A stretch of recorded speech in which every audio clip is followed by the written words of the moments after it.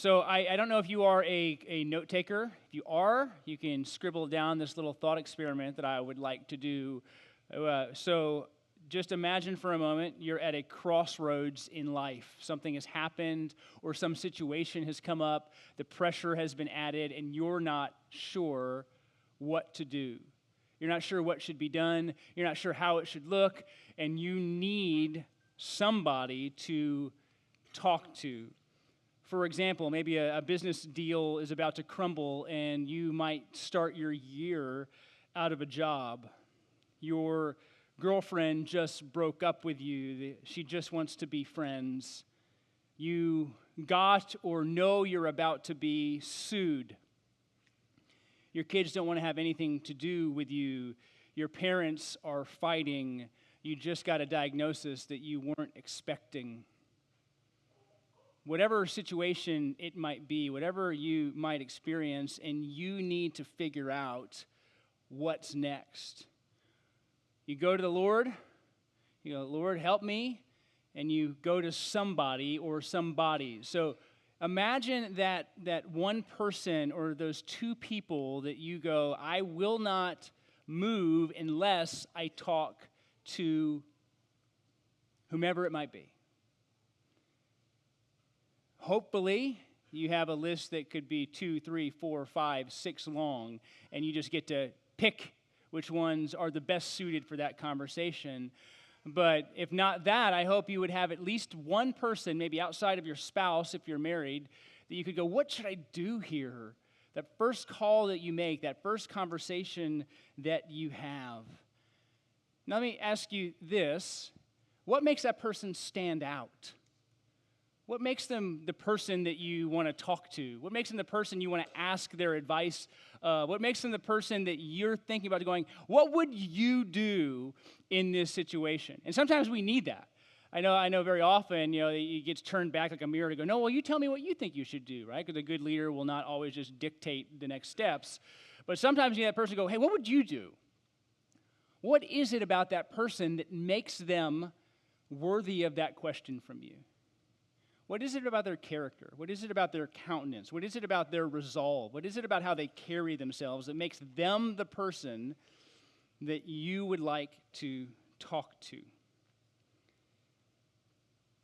There are some people that I would quickly list that I might not see in a year or 2 or 3 at a time.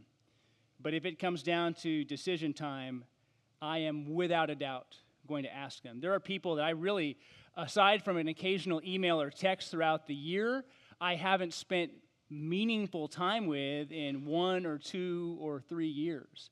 Or people I might only see once a year. They still make that top 3 slot on my list because of the kind of person that they are.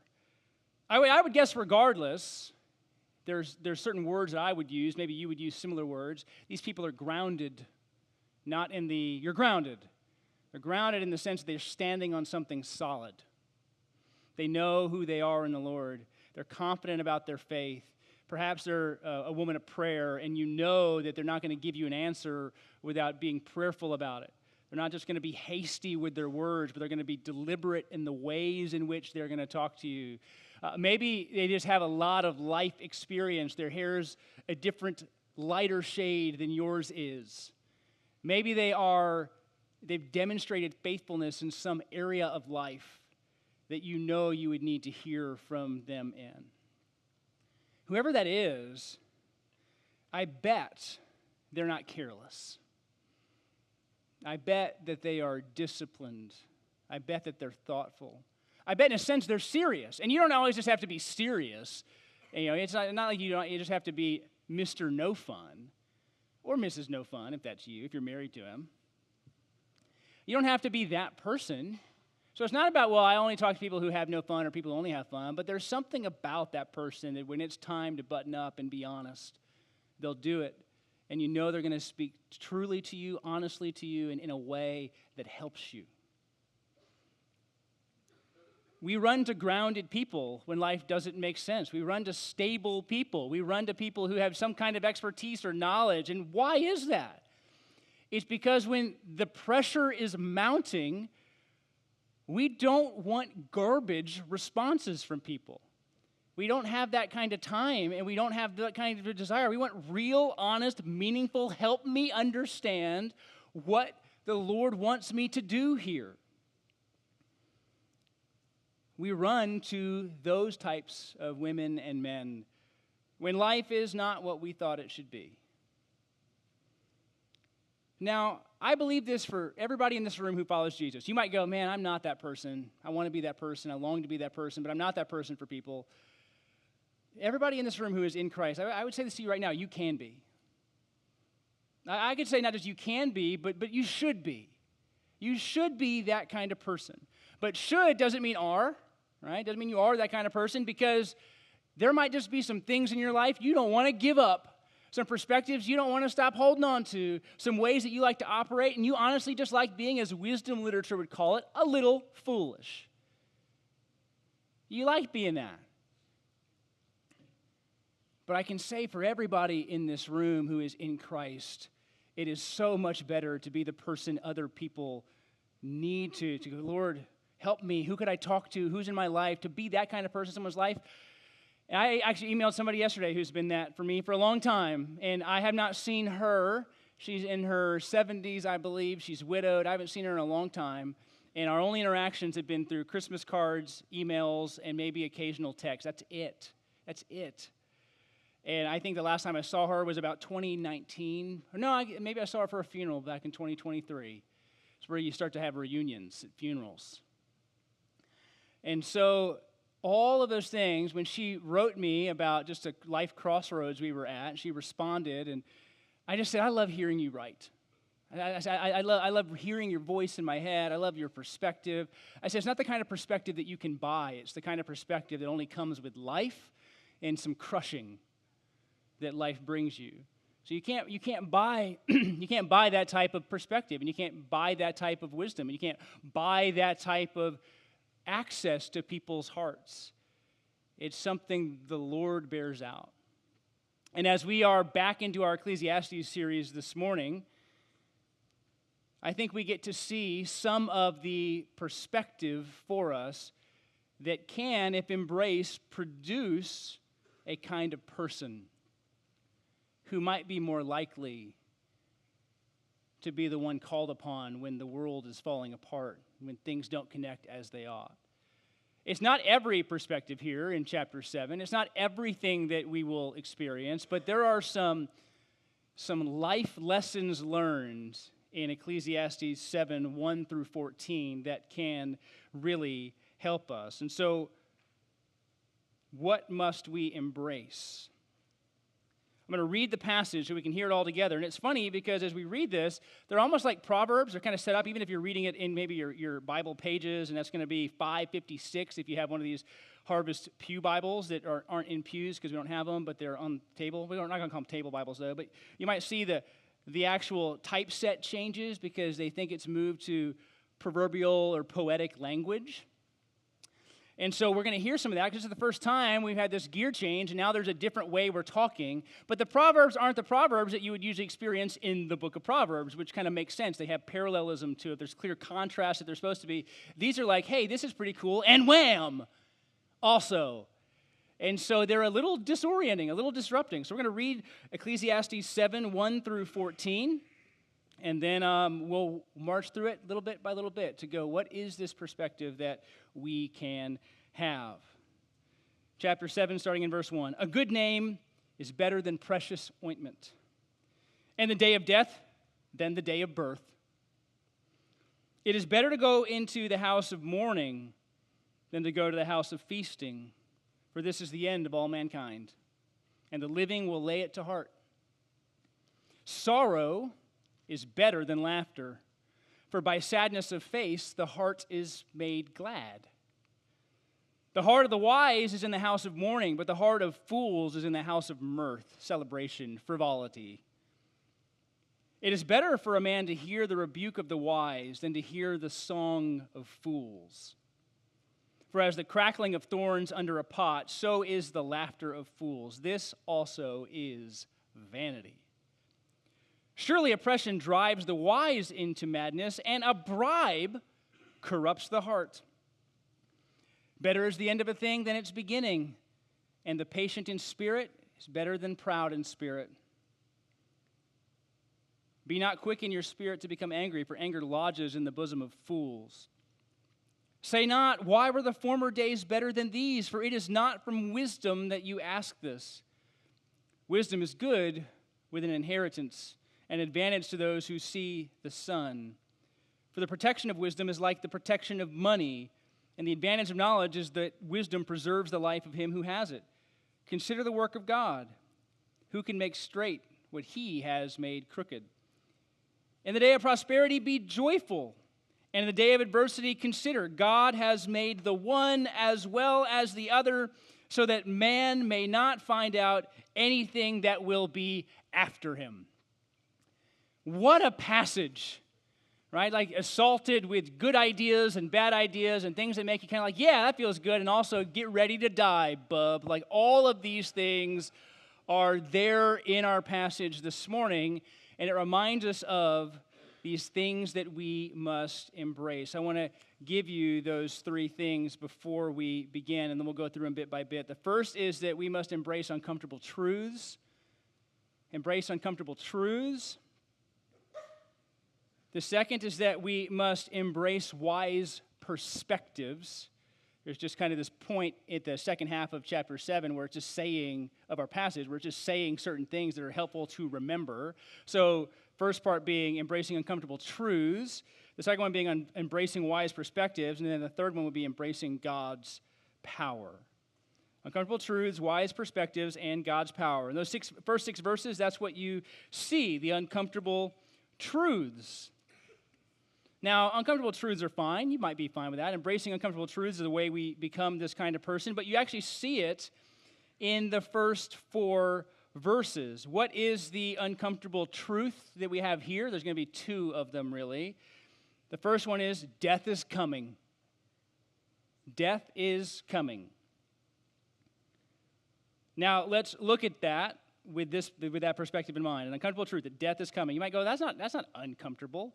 The way we live often proves that we think it a little uncomfortable because we try to avoid that reality as often as we can. A good name, verse 1, we read, is better than precious ointment. And the day of death than the day of birth. Now, this doesn't sound that hopeful, does it, right? Like, you've probably been to more birthday parties than funerals. But the celebration of birthdays doesn't bring the sobriety of the reminder of death. The day of death better than the day of birth. But why might that be? Well, we're going to see in verses 2, 3, and 4 what that kind of perspective bears out. It is better to go into the house of mourning than to go into the house of feasting. Why? For this is the end of all mankind, and the living will lay it to heart. Now, as we look at that verse, people have said, anytime I wear a coat to church, my gosh, who died? Well, a little thing you would like to know, this is my who died coat. I wear it to every funeral that I perform, and any funeral that I need to look a little spiffier in, it is usually this coat. I also wear it on Easters, even though we're celebrating resurrections on that. I just kind of wear it. I need to get a few others. Please don't buy me a coat. I'm going to probably get a few others. I do not feel obligated to wear it. And so this is that. This is my only tie. So it's my wedding, funeral, bar mitzvah, bat mitzvah. It's my whatever tie needs to be. This is my funeral shirt, and it has my funeral cufflinks on them that have a G. Now, you might think, why do you have cufflinks with your initial on it? Because they're from my dead grandfather, who was a godbold. And so I wear Grandpa's cufflinks when I go to things that having cufflinks make you look cool. And funerals are really the place you go where you want to stand out. So I wear those, and you really can't see it, but I don't like the G to be upside down. I want it to be right side up. So when I shake a hand, it's in the right direction. I'm a little persnickety. Now, the reason I have that, I've worn this 4 times in the past 6 weeks. I've gone to 4 funerals.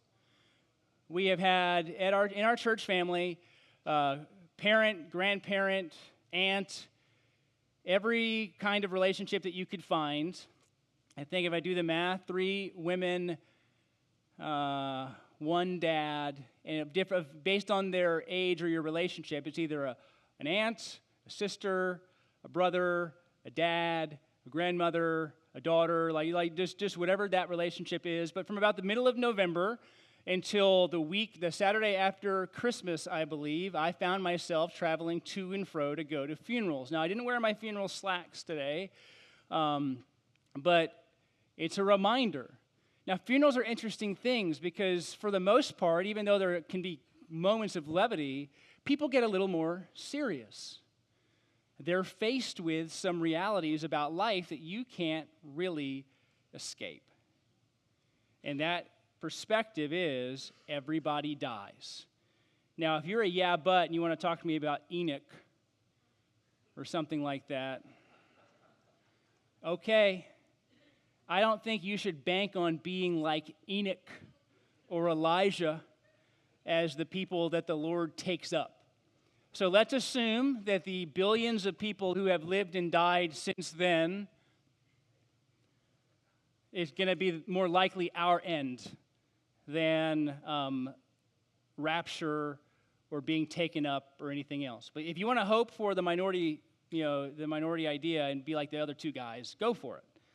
But even then, I think we are neglecting the gut punch of Proverbs 7, 1 through 4, which is death is coming for every single person in this room. It doesn't matter how often you try to avoid it. I have been to or done the funerals of 1-day-olds, 2-week-old, a daughter who died in a car accident in her 20s, my own mother, whose own mother was in the room, my grandmother, and then I do my grandmother's funeral some years later. You can't escape it. You can't escape death. You can't, and it's like, this is a New Year's sermon, Hans. Be happy. Resolutions. Anything's there for you. Honestly, I would be so glad if everybody in this room embraced a more sober perspective on life because it changes you.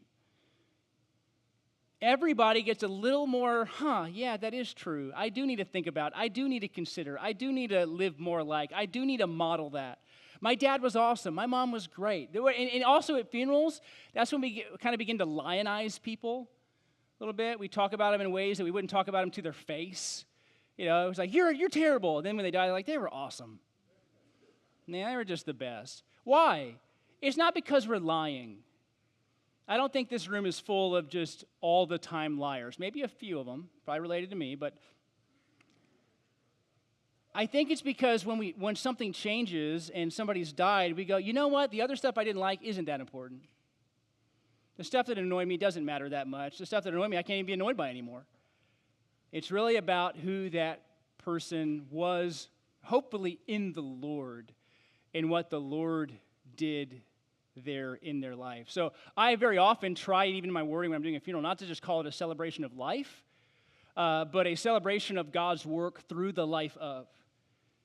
Because that's how I want to remember that person, not just by, oh, weren't they so funny, and didn't they have good jokes, and man, we love their parties and coolness and all that stuff. I don't want that. What did God bear out in their life? Be it through 50 years, 60 years, or 2 years, 1 year, whatever it might be, there's a sobriety that comes to that. I was in Baton Rouge for about 24 hours last week, and I was talking to my friend across the table at a coffee shop, and I said, how was your 2024? He goes, the end of it really wasn't good. This person, the daughter of this person who we know, died in a car accident going to visit friends.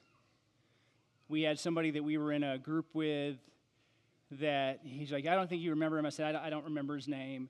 but they were kind of like the generation of relationships. It was kind of just right after the group I first got to know, and they were naming somebody else, and they named this couple. I said, I know that couple really well. I baptized the wife, I did the funeral of the couple, and I buried their first child. Right? And there's something to that relationship that I have with this couple that I do not have with anybody in this room or really anybody else on the earth. When you start to take sobering moments and you get a call from somebody and they say, could you please get to the hospital right now? Through tears, could you get here right now? We don't know if our newborn's going to make it. And you go, absolutely. And you don't even have anything you know what to do. They just kind of go, our life is falling apart. Could you do something? It changes us. Having those moments changes people, changes situations. I remember the first funeral of a non-family member I went to in 9th grade from a friend who died in a car accident. And I can still, when I'm there in Tomball, go and be like, it was right there. That's where the cross was forever until the gas station showed up. There was a long time I could not drive past the Klein, the whole cemetery there on 2920 where didn't pass. I think years went by where I could not pass it without thinking about Brandon because it was just such an assaulting thing to realize that. Now, in many cultures, honestly, not ours, we're not good at it, but in many cultures, death is much more assaulting and in your face all the time than ours. We prolong it. Like, we try to keep it away from people, and we put people in places where they can go die without us looking at them. Like, I just want to get the word, we don't have many people dying in homes. Like, there wasn't hospice necessarily, or like inpatient hospice, or like, it was like, you died home. And that's still the case for a lot of people. That's what you experience. I remember talking to a guy who talked to me about why he put his faith in the Lord. And he was in the military, and I think he was a medic in the military. And he goes, really what saved me was watching people die. I went, why? Why that? Seems weird, Sean. Why that? Because there was a moment when they were something, and there was a moment when they were not. And that did something. Something changed in them. It wasn't just a bag of cells that just stopped doing what it would usually have been doing. That person changed. Something left. And I had to figure it out. Death is sobering. Well, it continues then, and if this is verse 3, we're living it right now. Sorrow is better than laughter. By sadness of face, the heart is made glad. That's verse 3. Why? You ever come out of a funeral joyful? I have. Come out of a funeral glad and hopeful? The funerals of believers are like enduring faithful men and women are some of my favorite things to attend. Because you're not trying to make up what's going on. You're not trying to make sense of life. You're not trying to go, oh, well, we think they were good. We hope everything, And then they use these lines, I hope I can see them again one day. I'm sure they're looking down on it. They say all these lines that if you know the Lord, you go, that may not be true. That might not be true, but when you know the Lord and you see what gets borne out and you get to have those kinds of experiences and then you leave and you feel more edified than you had ever thought that you could be, it's that line, sorrow is better than laughter. It purifies. That crushing and that grieving purifies. And now I'm glad we don't live in this all the time, like we're just walking around sad all the time.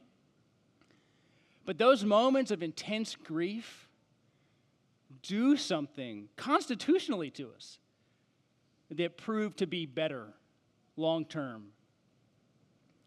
You can see that reasoning in verse 4. The heart is wise in the house of mourning, but the heart of fools is in the house of mirth. Again, that is the place of celebration. This is why, one of the reasons if you would talk to people who deal with addiction, both either deal with it or live it, sometimes it's an escape. I don't want to have to think about what's going on. One more drink, please, because as long as I can have that, I don't have to think about this. If I could just experience that. Mourning over feasting, for this is the end. Sorrow over laughter. Wise is mourning. Fools are in these kinds of celebration. There is something that happens. So that's one uncomfortable truth. We got more to come. The second uncomfortable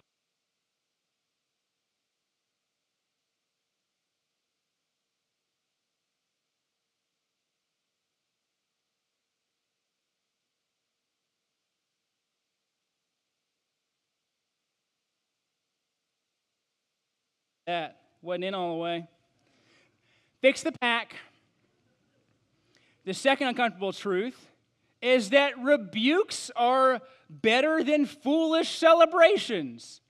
Now, I don't like this one. I don't want people walking around rebuking me all the time. But let's just look at verses 5 and 6 of Ecclesiastes 7. It is better for a man to hear the rebuke of the wise than to hear the song of fools. It says, the way I put it in my language was, it'd be better to be rebuked than to just be singing drinking songs.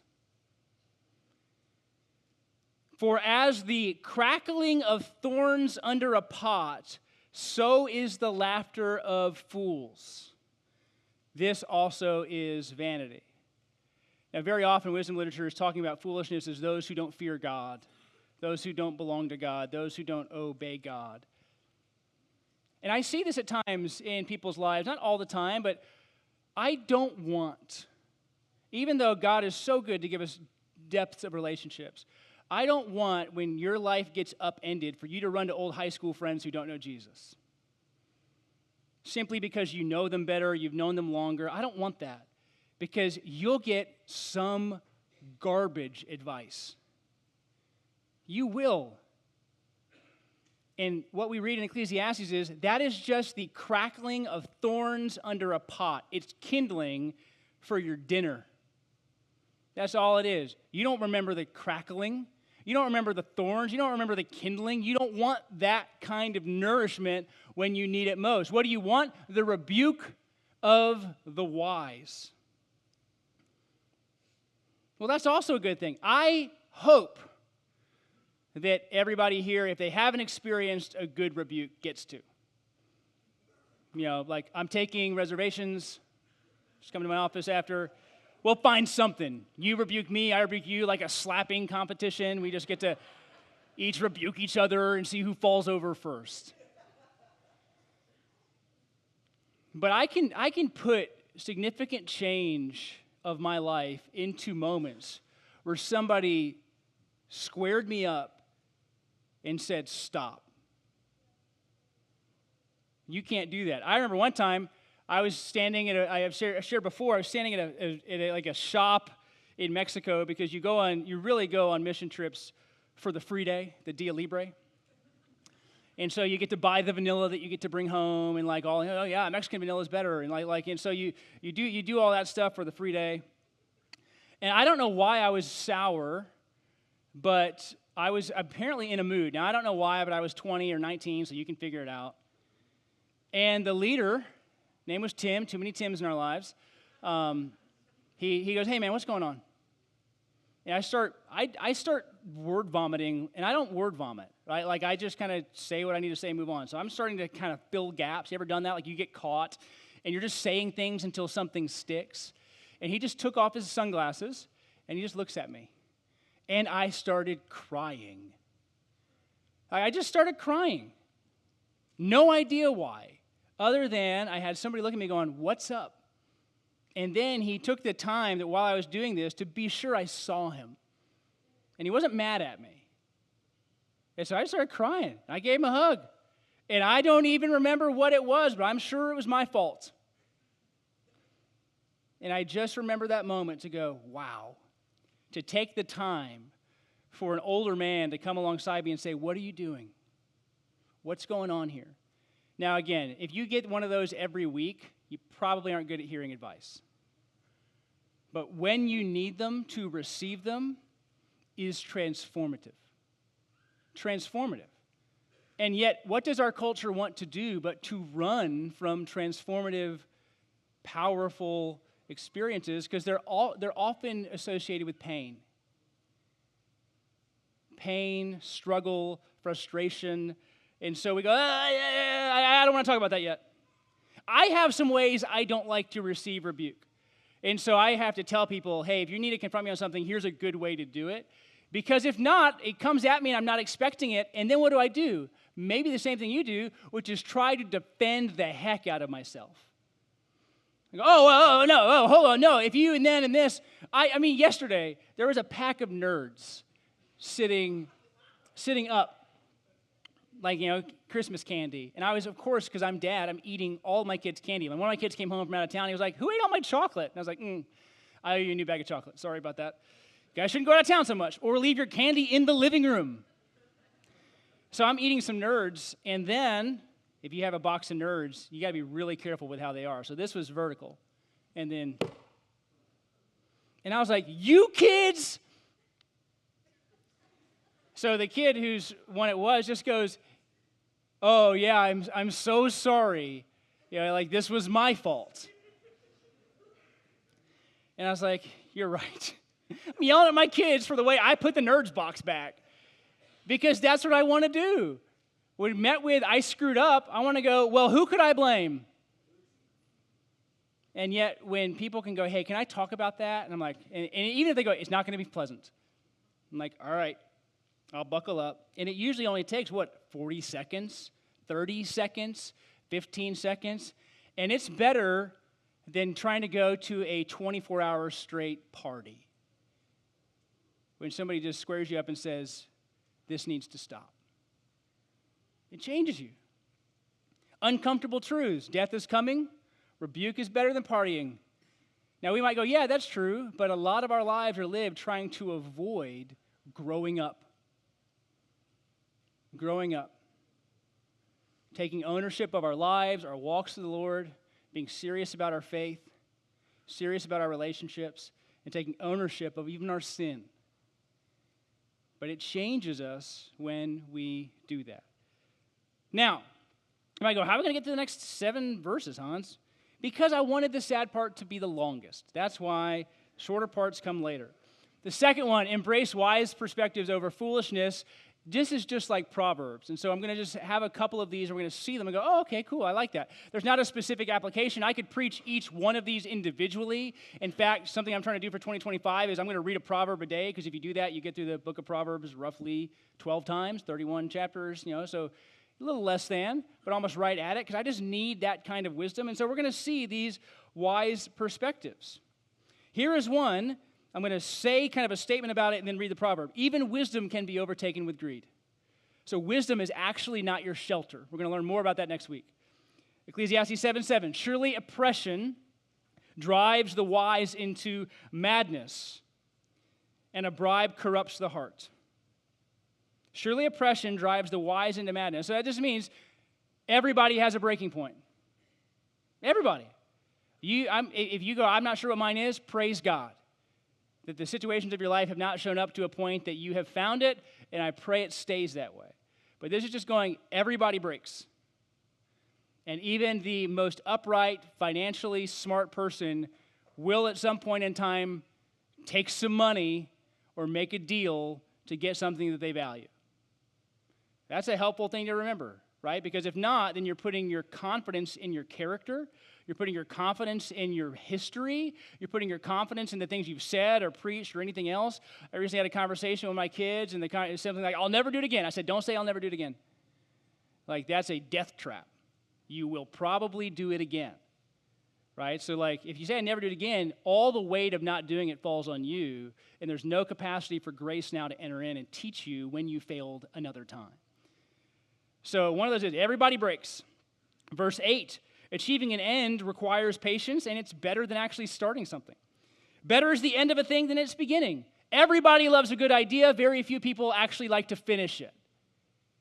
An end of a thing is better than its beginning. And the patient in spirit is better than the proud in spirit. Well, one of the reasons is because it takes patience to actually get something done, because it never goes the way you think. And so you have to make these kinds of adjustments. That's a wise perspective number 2. Number 3, we should know this one. Anger is foolish. But we still very often deal with it. Or I should say unrighteous anger, because there is a righteous anger. But that kind of just anger where we're just ready to simmer and then hope we don't blow up. I've said this before numerous times. My biggest fear is that I'm going to break while preaching and then get fired. It's coming. Something will happen. I've talked about my dream. I have dreams where I just rail on specific people, and I have names. I'm not going to name them here because it's getting recorded, but they have names. Some of them I never see, and then 2 years later, I can't escape them. They're rent free, and I just have some dream where I just tell them everything I think about them. Well, look at verse 9. Be not quick in your spirit to become angry, for anger lodges in the heart of fools. What does Jesus say? Out of the overflow of the heart, the mouth speaks. Angry people can't hide their anger. It lodges. I would love for you, anybody here, I don't want to do it because I'm afraid of the answer, to just talk to the people closest to them and just go, especially for you men in the room, dads, husbands, hey, am I angry? Do I come across as angry? Do you see me as an angry person? What are the things I do that make you think I'm angry? What are the ways that I respond? When are you afraid to talk to me? When are you afraid to engage with me? When are you afraid to have a conversation about me, with me because you're afraid of how I'm going to respond? Those are some of the most enlightening conversations that you can have. To kind of go, all right, helpful, glad, good to know. All right, and it's not just oh yeah, dad's always angry. If dad's always angry, dad needs to repent, right? This is not an okay disposition to exist in, just constant state of grump. I know, because I live there, right? Han's bothered by something, right? Han's got to do this, or I'm just bothered. Sometimes I just get bothered just because it feels good. It feels like it matters.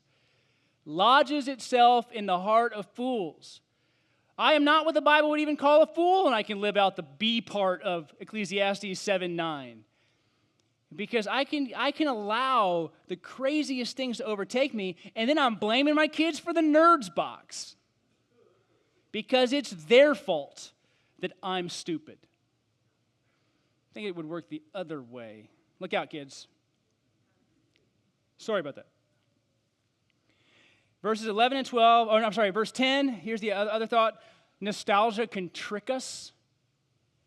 It tricks us into thinking there were better days. Verse 10, say not, why were the former days better than these? For it is not from wisdom that you ask this. It means to say that wherever you are right now is where God has you. And if you're living for the past like Uncle Rico, you will be sorely disappointed, and everybody's going to think you're crazy. If all you can do is talk about who you were 20 years ago, then you are nothing now. Because you've given up growing. You just kind of stopped it right there and said, I'm good here. I wish I could be back like that. I wish I could be back. No. God has for all of us so much that we could step into and embrace.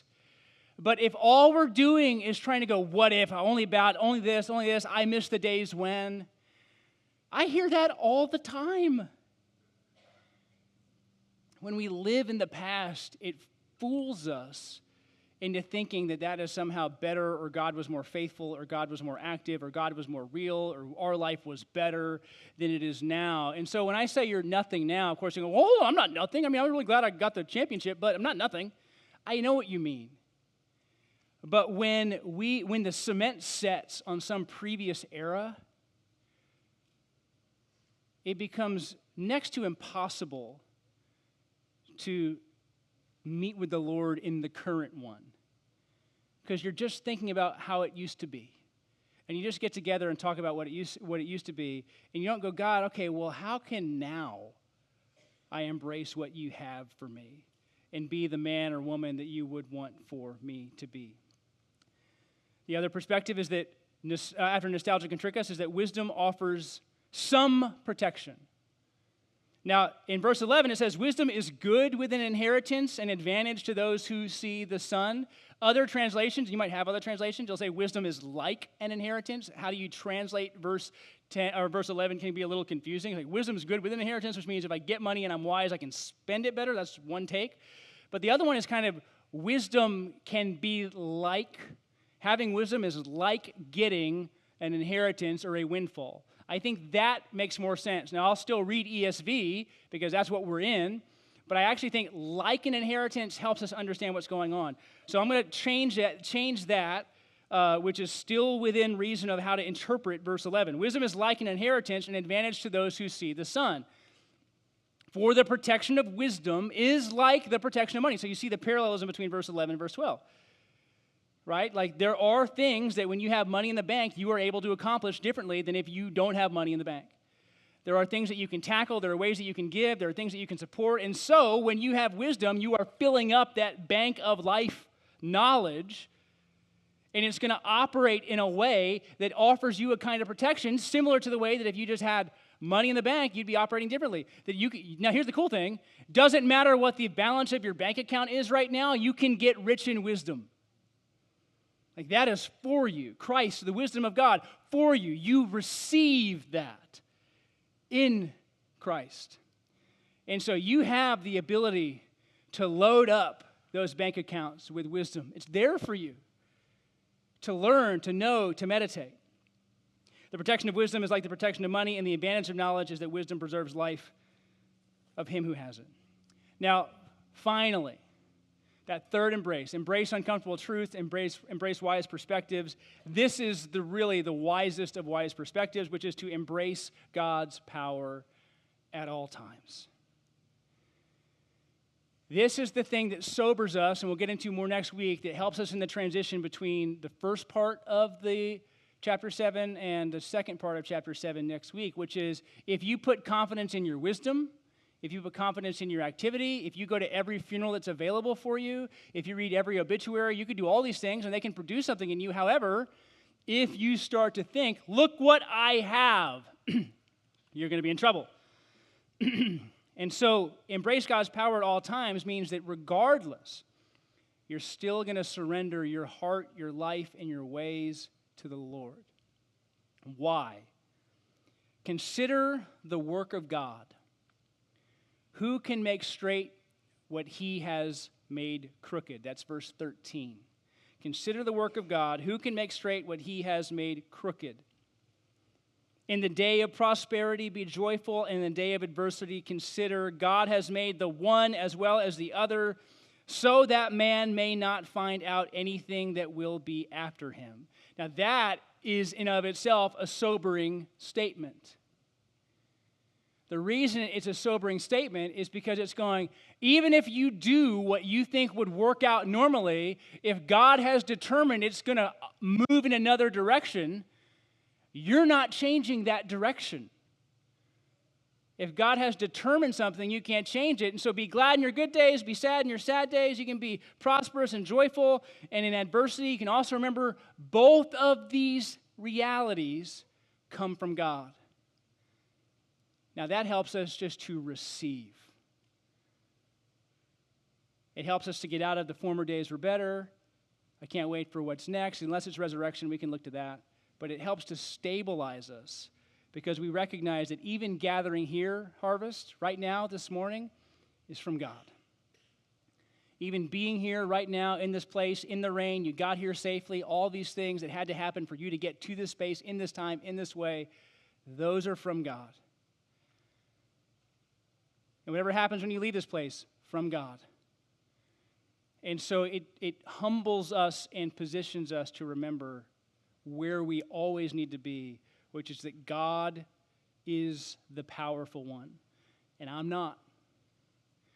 As we get into the passage next week, we'll be back in it, and we'll talk about how common transactions don't always work the way that we think. If I do this, this will happen. If I do this, this will happen. Yeah, that might happen, but also it might not. And you know what? You're not in control ever in the ways you think you might be. That's an illusion. We belong to God. Now, let's think back.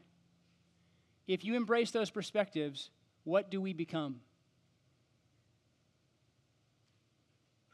We become the kind of people other people want to know. And that's for everybody here in Christ.